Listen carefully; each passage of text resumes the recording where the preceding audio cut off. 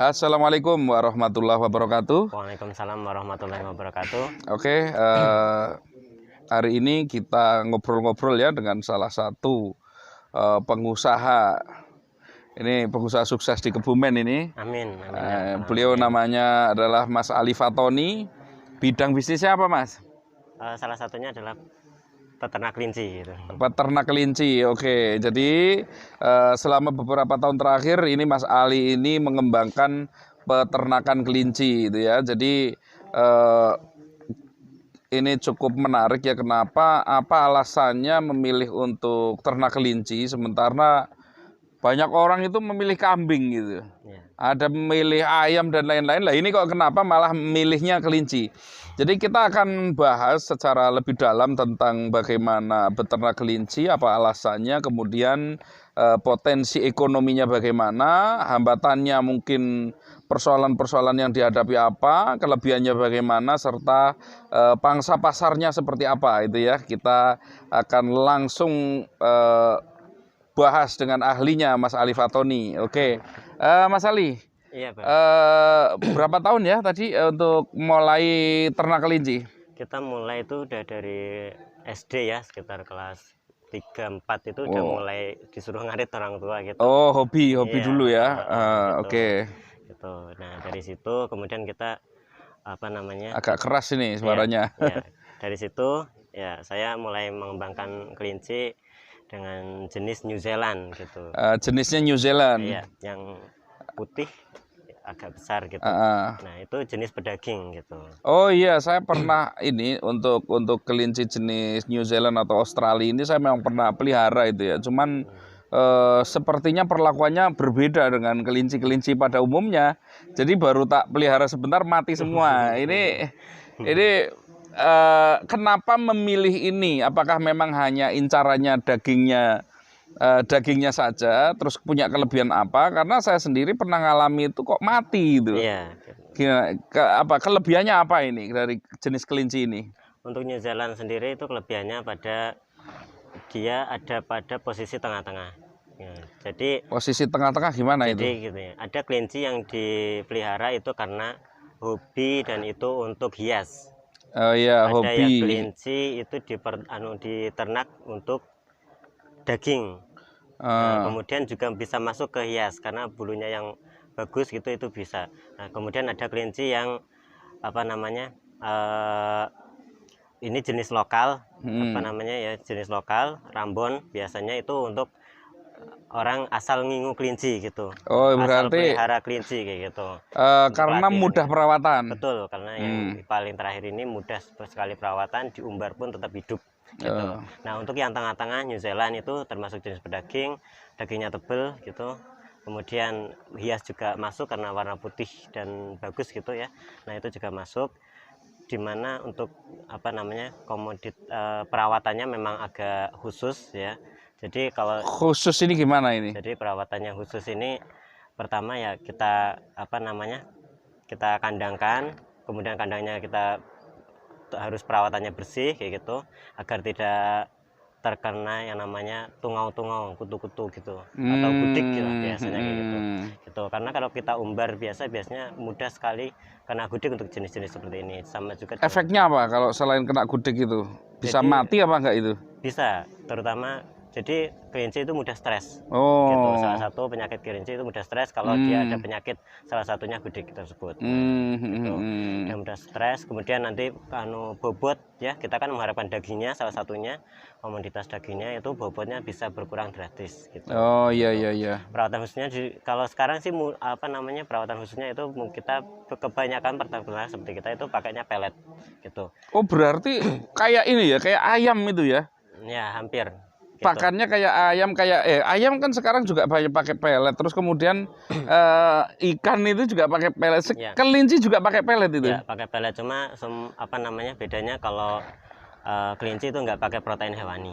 Jadi protein oke, iya. Dan sebagainya itu di pelet kayak gitu. Itu apa memang mudah didapatkan di pasaran itu? Mudah juga, banyak. Gitu. Biasanya ada di komunitas-komunitas itu untuk penyedia pelet-pelet seperti ini itu banyak gitu. Di asosiasi itu banyak gitu. Ya. Berarti untuk harganya itu kan dulu kalau nggak salah kalau untuk jenis kelinci New Zealand itu ya, itu kan cukup mahal itu. Iya, betul. Untuk New Zealand itu kita usia 3 bulan itu sudah sekitar minimal 200 sampai 300. Nah, Sepasang apa satu? satu. Oh, satu bisa sampai 300 Iya, itu. 200 300 gitu. Kalau yang dewasa? Kalau yang dewasa udah siapan sekitar usia 6 bulan, 5 bulan gitu ya. Itu bisa sampai 500. Oh, 500.000. Atau 350 paling murahnya gitu. Nah, itu berarti sebenarnya yang dikejar dagingnya apa memang nanti memang kebanyakan membeli itu untuk pedaging apa untuk apa itu? Kebanyakan itu untuk hobi aja. Kebanyakan paling hobi. banyak itu hobi, kemudian Iya, penasaran suka aja dengan kelinci gitu. Karena kayaknya jarang banget itu ada sate kelinci, Ya, ada orang makan kelinci ini banyak apa ya? Jarang kita lihat itu di mana-mana. Iya. Kebanyakan ya paling hanya untuk hiasan aja di rumah itu untuk anaknya seneng itu aja. Iya. Jadi terus apa hambatan lainnya apa ini? Jadi hambatan untuk di kelinci itu kita lebih ke perawatan sih ya. Perawatannya. Kemudian juga alhamdulillah kalau untuk pemasaran kita sekarang udah dimudahkan dengan adanya asosiasi kelinci gitu. Jadi kebutuhan per minggunya itu sekitar 100 kilo atau 1 kintal lah, itu kita ekspor ke distribusi ke luar kota gitu. Salah satunya itu di komunitas kita gitu. Berarti berbasis komunitas, kebutuhan betul. Per bulan ya? Per minggu. Oh, kebutuhan per minggunya 1 kintal daging kelinci. Iya, itu untuk pedagingnya. Iya, karkasnya. Oh, karkasnya. Itu dengan harga per kilo berapa itu biasanya? Jadi kalau ngambil ke kita pedagang itu sekitar udah jadi karkas itu 40.000 per kilo. Harga konsumen sampai berapa itu? Sampai 50-60. Oh, oke. Standar lah ya. Kalau fillet ya sampai 70. Itu berarti ternyata kebutuhannya tinggi ya berarti. Lumayan. Ya. Sementara untuk produksi masih kekurangan. Sangat minim gitu. Kebanyakan dari peternak-peternak itu hanya untuk hobi sih, jadi belum benar-benar serius diseriusin komersilkan itu belum. Oke. Harga dagingnya memang cukup mahal itu kalau sate. Jadi satu porsi itu 10 sendik itu sekitar 25 sampai 30 gitu. Satu tusuk 25 berarti kayak kambing itu. Iya, harganya masih kayak mahal. Kambing itu. Sate kambing itu ya juga sekitar 30.000 lah ya, 30.000 sampai 35.000 itu satu porsi itu. Tapi potongannya besar-besar. Ini kelebihan lagi kenapa memilih beternak kelinci? Jadi, apa selain tadi mungkin kebutuhan pasarnya besar itu kan? Apalagi? Jadi percepatan untuk banyaknya itu perkembangbiakannya itu sangat cepat banget. Gimana itu? Jadi kelinci itu setiap 40 hari jadi dari kawin sampai 40 hari itu melahirkan. Gitu. Oh, dari kawin sampai melahirkannya hanya butuh waktu 40 hari. 40 hari. Ya, jadi cepat banget untuk perkembangbiakannya. Dan beranaknya berapa biasanya? Rata-rata itu 5 sampai dengan 12 ekor. Satu ekor itu bisa sampai 12 ekor. 12 ekor. Bisa. Wah, luar biasa ini. 40 hari saja ya? Iya, 40 hari saja. Itu kemudian kita besarkan selama 1 bulan. Nah, setelah 1 bulan itu kita sapih, kemudian kita kawinkan lagi dan 40 hari lagi beranak lagi. Gitu. Berarti 1 tahun itu bisa berapa kali itu berarti? Ya, sekitar bisa sampai 4 kali mungkin kali ya. Wah, luar biasa ini 4 kali dengan jumlah anak yang luar biasa itu ya. Gitu. Itu untuk semua jenis kelinci apa tertentu itu? Jadi semua jenis kelinci juga bisa kayak gitu. Cuma kadang ya ada yang memang kita kalau lagi nggak beruntung ya dapat yang kelinci ternyata kurang bagus, dia beranaknya bisa kadang mati semua misalnya kayak gitu. Kadang genetiknya kurang bagus mungkin. Kadang gitu juga gitu. Terus kemudian paling beranak 2-3 tapi kadang bisa dia bisa momong anaknya gitu misalnya. Nah, yang terpenting lagi nih, nanti buat teman-teman yang kepengen ternak kelinci juga, bisa buat hobi ataupun serius untuk bisnis itu ya. Iya. Eh, untuk kita mengetahui kelinci itu kualitasnya bagus itu bagaimana itu? Wah, ini nanti berarti akan produksinya bagus. Kalau kambing kan ada standarisasi, misalkan tingginya sekian, bobotnya sekian, itu kan nanti ini kemungkinan nanti produksinya bagus, itu kan misalkan gitu. Iya. Nah, ini kalau kelinci bagaimana? Ya, kelinci juga sama, Pak. Jadi jadi misal bobot kelinci standar ya itu untuk apa namanya indukan itu biasanya kita sekitar 3 kilo gitu. 3 kilo. Satu ekor bisa sampai 3 kilo? 3 kilo kayak gitu. Jadi Oh, bobot 3 kilo. bobot hidup ya? Bobot hidup 3 kiloan gitulah. Itu standar untuk New Zealand ya, standar gitu. Kemudian dari posturnya bagus, halus gitu ya. Gitu. Jadi di usia segitu itu udah bobot segitu udah standar banget. Usia berapa tadi? Ya sekitar 5 bulan. 5 bulan itu sudah siap untuk jadi ya, untuk kawin itu ya. Iya, udah siap. Wah, ini ya berarti cepat banget ya. Iya, gitu. Kadang juga ada peternak yang kurang sabar di usia menginjak 5 bulan tuh udah dikawinkan juga ada. Tapi hasilnya mungkin kurang bagus ya. Biasanya kalau pertama itu kebanyakan ya apa namanya mati. Oke. Perawatan khususnya apa ini kelinci? Yang penting kebersihan.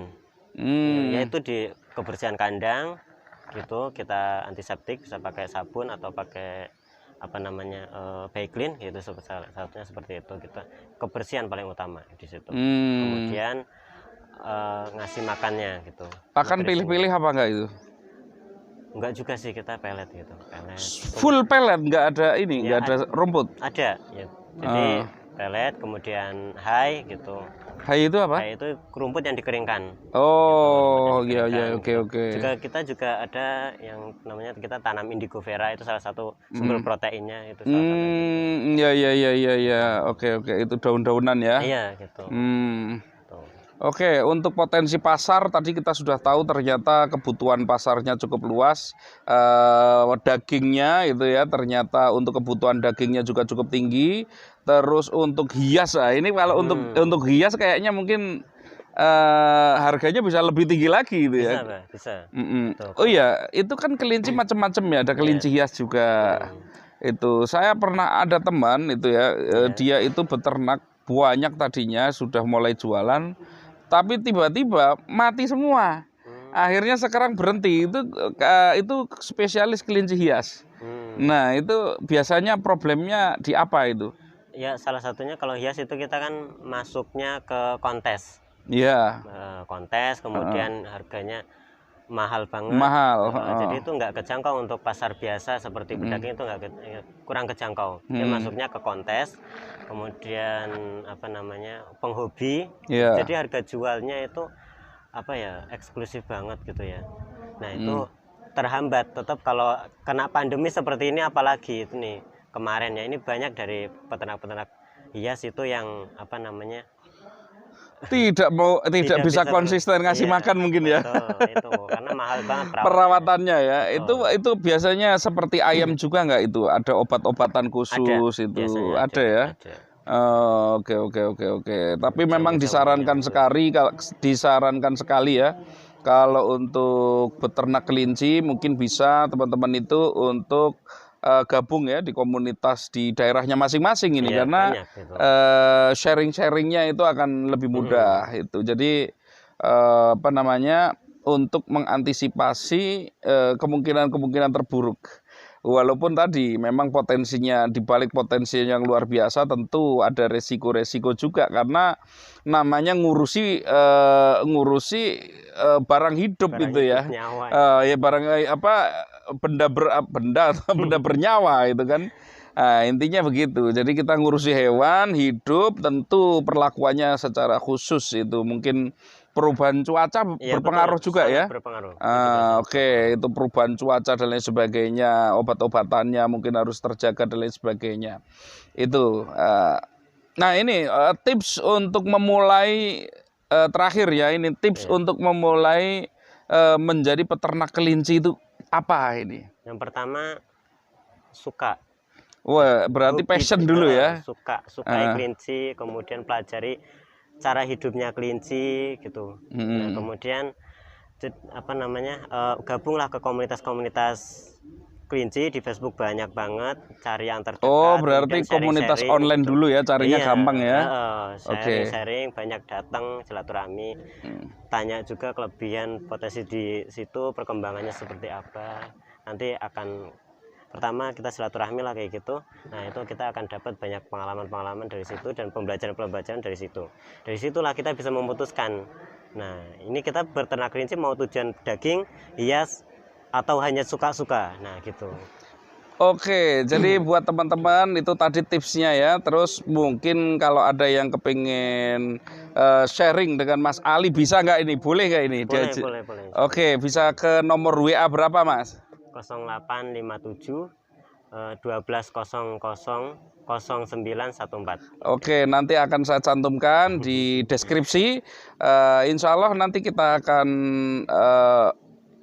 ketemu lagi ya dengan teman-teman semua nanti untuk sharing-sharing dengan berbagai bidang usaha yang lain, teman-teman di bidang-bidang usaha yang lain. Semoga bermanfaat dan menginspirasi untuk semua. Amin. Assalamualaikum warahmatullahi wabarakatuh. Waalaikumsalam warahmatullahi wabarakatuh.